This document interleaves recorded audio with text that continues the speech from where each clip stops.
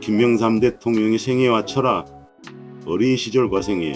김영삼은 대한민국 제14대 대통령으로 1927년 경상남도 거제에서 태어났다. 그의 가정은 당시의 한국 농촌 사회에서 비교적 여유로운 편이었으나 일제강점기라는 지대적 상황에서 가난과 역경을 함께 경험했다. 그는 어릴 때부터 학업에 열정적이었으며 그의 가족은 그가 교육을 통해 성공하길 바랐다. 1947년 서울대학교 물리과대학에 입학한 김영삼은 학창시절부터 학생운동에 참여하며 민족 독립과 민주주의에 대한 관심을 키워나갔다.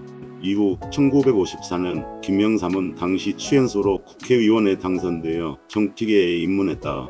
1950, 60년대 박정희 군사 정권 하에서 그는 야당 지도자로서 군부 독재에 맞서 싸우며 민주화 운동을 주도했다. 1992년 김영삼은 대한민국 제14대 대통령으로 당선되어 민간인 출신으로는 30년 만에 대통령직에 올랐다.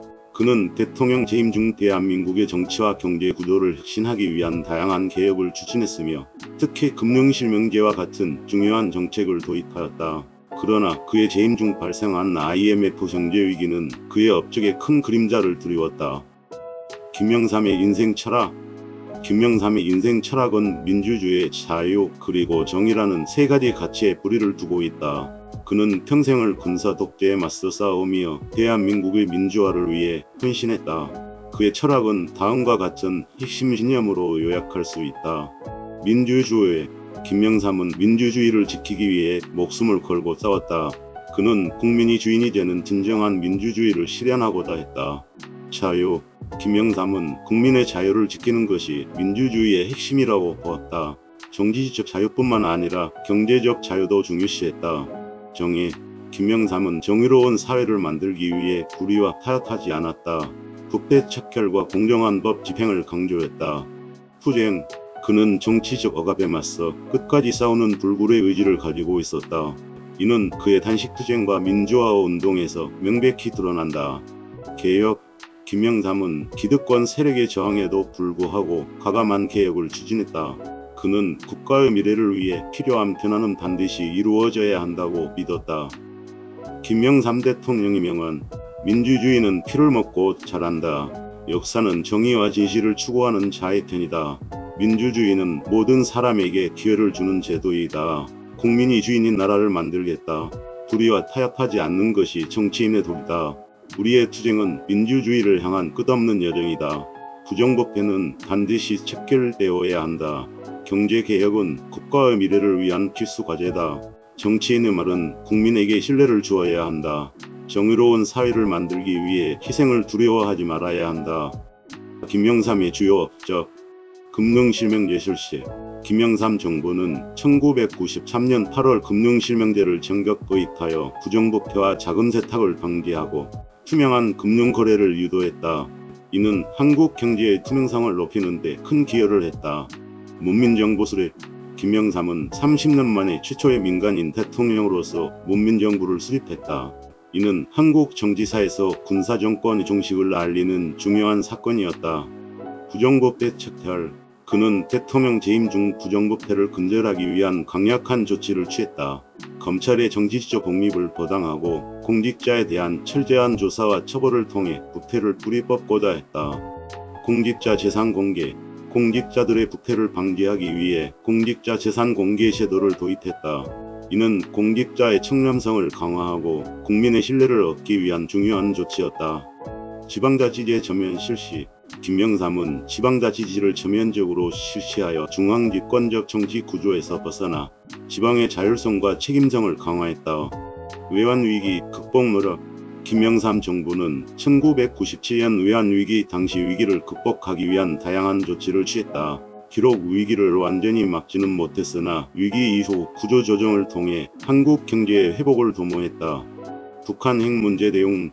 김영삼 정부는 북한의 핵개발 문제에 대해 강경한 입장을 취하며 국제사회와 협력하여 북한을 압박했다.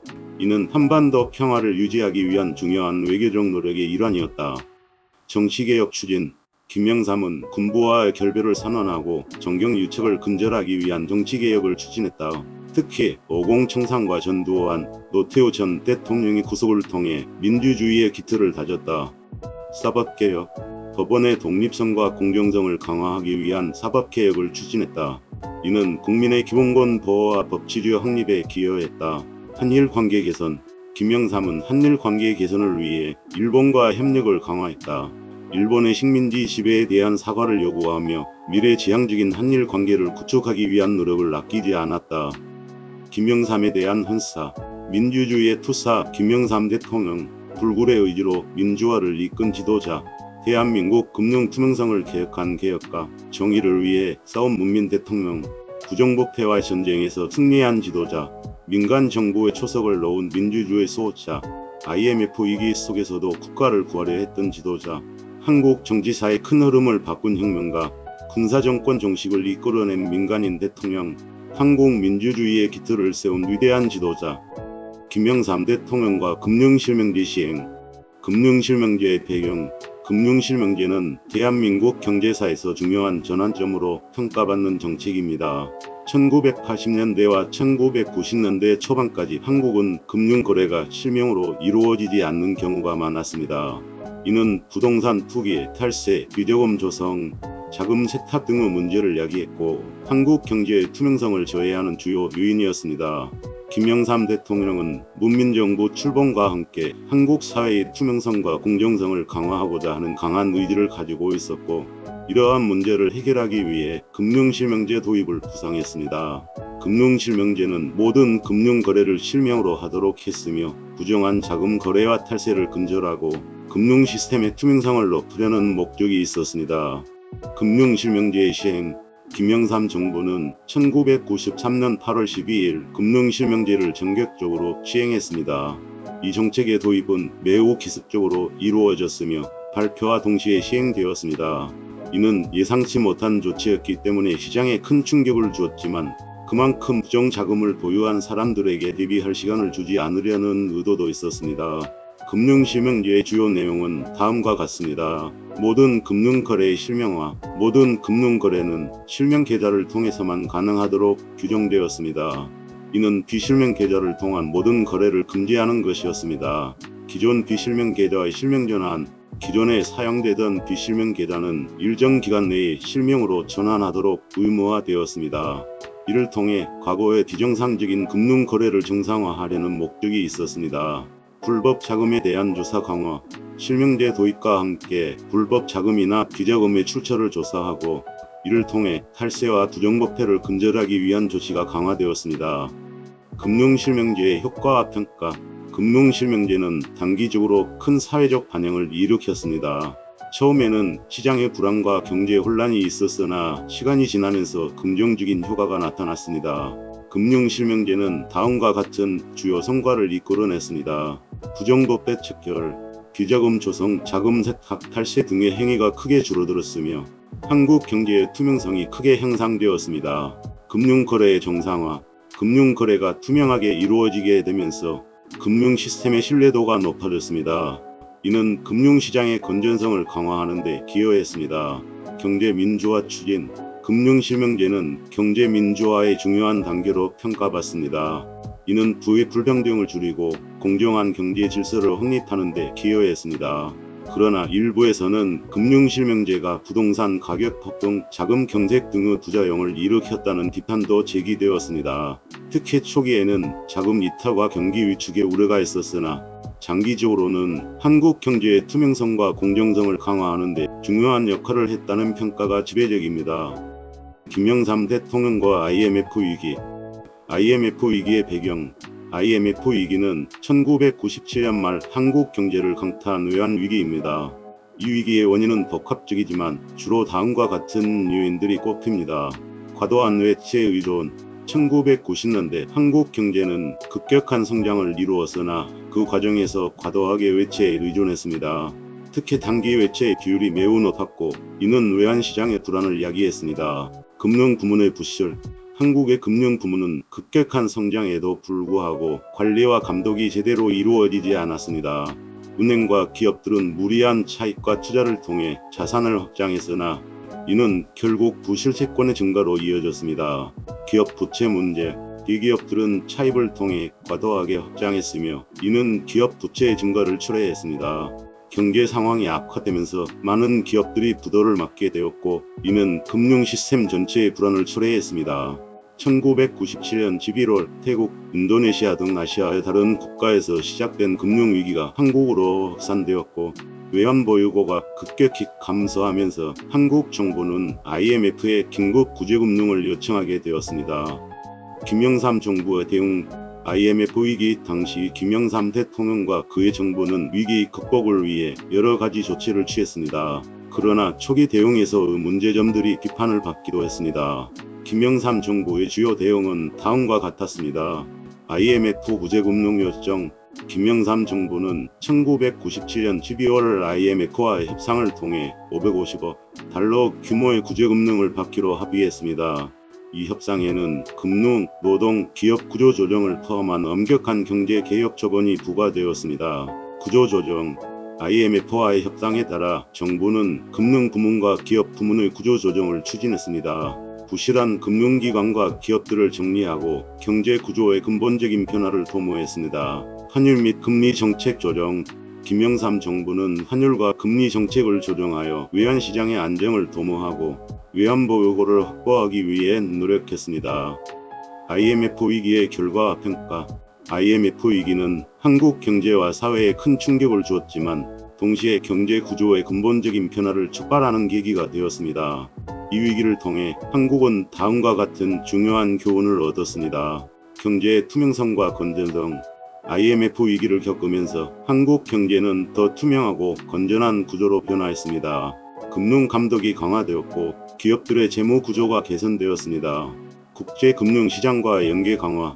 IMF 위기 이후 한국 경제는 국제 금융 시장과 연계를 더욱 강화하게 되었습니다. 이는 경제의 글로벌화를 촉진했으나 동시에 외부 침략에 대한 민감성도 높아졌습니다. 사회적 영향. IMF 위기는 실업률 상승과 빈곤 문제를 야기하면서 사회적 고통을 가져왔습니다. 이는 한국 사회에 심각한 영향을 미쳤으며 이후 사회 안전망의 중요성이 더욱 부각되었습니다. 김영삼 대통령은 IMF 위기 발생에 대한 책임을 피할 수 없었습니다. 그는 위기 이전의 경제 상황의 심각성을 충분히 인지하지 못하고 적절한 예방 조치를 취하지 못했다는 비판을 받았습니다. 그러나 동시에 그는 IMF와의 협상 과정에서 경제 구조 개혁을 추진하며 한국 경제의 회복을 도모한 점에서 긍정적인 평가도 받고 있습니다. IMF와 금융실명제의 교훈. 김영삼 대통령의 금융실명제와 IMF 위기는 그의 정치적 유산에서 중요한 두 가지 사건입니다. 금융실명제는 한국 경제의 투명성과 공정성을 높이는 데 기여했으며 IMF 위기는 한국 경제가 국제적 충격에 더욱 강하게 대응할 수 있는 구조로 변화하게 된 계기가 되었습니다. 김영삼 대통령은 이 두 사건을 통해 대한민국의 경제와 사회에 깊은 영향을 미쳤으며 그의 정책들은 오늘날에도 중요한 교훈을 제공하고 있습니다. YH 사건과 단식 불행. 1979년 YH 무역 사건은 김영삼의 정치생애에 큰 전환점이 되었습니다. YH 무역의 여성 노동자들이 폐업에 반대하며 신민당사에서 농성을 벌였고 경찰은 이를 강제로 진압했습니다. 이 과정에서 한 명의 노동자가 사망하게 되었고 김영삼은 이 사건을 계기로 박정희 정권에 강하게 반발하며 단식투쟁을 시작했습니다. 김영삼의 단식투쟁은 국민들에게 큰 감동을 주었으며 박정희 정권의 비민주적 행태를 폭로하는 계기가 되었습니다. 이 사건 이후 김영삼은 정권에 의해 국회의원직을 박탈당하고 가택연금에 처해졌으나 그의 민주화 투쟁은 계속되었습니다. 3당 합당. 1990년 김영삼은 김종필, 노태우와 함께 3당 합당을 추진하여 민주자유당을 결성했습니다. 이는 당시의 정치적 필요성에 따라 이루어진 것으로 김영삼은 이를 통해 정권 교체의 발판을 마련하고자 했습니다. 3당 합당은 김영삼의 정치적 이상과는 어긋난다는 비판도 있었으나 결과적으로 그는 1992년 대통령 선거에서 승리하며 대한민국의 첫 문민정부를 수립할 수 있었습니다. 김영삼의 대표적인 일화. 단식 불행. 1979년 YH 사건 이후 김영삼은 박정희 정권에 맞서 단식 투쟁을 감행했습니다. 이 투쟁은 그가 민주주의를 위해 목숨을 걸고 싸운다는 상징적 의미를 가지며 많은 국민들에게 깊은 인상을 남겼습니다. 가택연금. 박정희 정권은 김영삼을 정치적으로 제거하기 위해 그를 가택연금시켰습니다. 그러나 그는 이 기간 동안에도 불굴의 의지를 보이며 민주화를 위한 노력을 멈추지 않았습니다. 국회의원직 각달. 1979년 박정희 정권은 김영삼의 국회의원직을 박탈했습니다. 이는 정권에 맞선 그의 강력한 비판과 민주화 운동에 대한 반발이었으며 이 사건은 이후 박정희 정권의 몰락으로 이어지는 중요한 계기가 되었습니다. 정치적 유배. 김영삼은 군사정권에 의해 정치적 유배를 당하기도 했습니다. 그러나 그는 이를 극복하고 다시 정치 무대에 복귀해 민주주의를 위해 싸웠습니다. 금융실명제 전격 발동. 1993년 8월 12일 김영삼은 금융실명제를 전격 발표하며 한국 경제의 투명성을 높였습니다. 이는 정치적 생명을 건 결단이었으며 그의 강력한 개혁 의지를 보여주는 대표적인 사례입니다. IMF 위기 대처. 1997년 IMF 위기 당시 김영삼은 위기 극복을 위해 다양한 개혁을 추진했습니다. 비록 위기 발생에 대한 비판도 있었으나 그는 국가 경제를 구하기 위해 최선을 다했습니다. 오공청산과 전두환, 노태우 구속. 김영삼은 오공청산을 선언하고 전두환과 노태우 전 대통령을 구속시키는 과감한 결단을 내렸습니다. 이는 한국 정치사에서 군사정권과 결별을 상징하는 중요한 사건이었습니다. 주요 인물과 관계. 박정희. 김영삼은 박정희 정권 하에서 민주화 운동을 주도했으며 박정희와는 정치적 라이벌이자 적대적인 관계였습니다. 그는 박정희 정권의 억압과 부패에 맞서 싸웠습니다. 노태우. 김영삼은 노태우와 3당 합당을 통해 정치적 동맹을 맺었으나 이후 대통령직을 놓고 경쟁하면서 관계가 변화했습니다. 결국 김영삼은 노태우의 후임 대통령으로 당선되었습니다. 김대중. 김영삼과 김대중은 1960년대부터 민주화 운동의 동지로 함께 활동했지만 이후 정치적 경쟁자로서 대립하기도 했습니다. 그러나 두 사람 모두 대한민국의 민주화를 위해 헌신한 인물로 평가받습니다. 김종필. 김영삼은 김종필과 함께 3당 합당을 추진하며 정치적 협력을 도모했습니다. 김종필은 이후 김영삼 정부에서 중요한 역할을 담당했습니다. 전두환. 김영삼은 전두환과 군사정권의 상징적인 인물로서 대립했습니다. 그는 대통령에 취임한 후 전두환을 구속시키며 군사정권의 청산을 이끌었습니다. 김영삼이 꿈꾸는 미래와 남기고자 하는 이야기.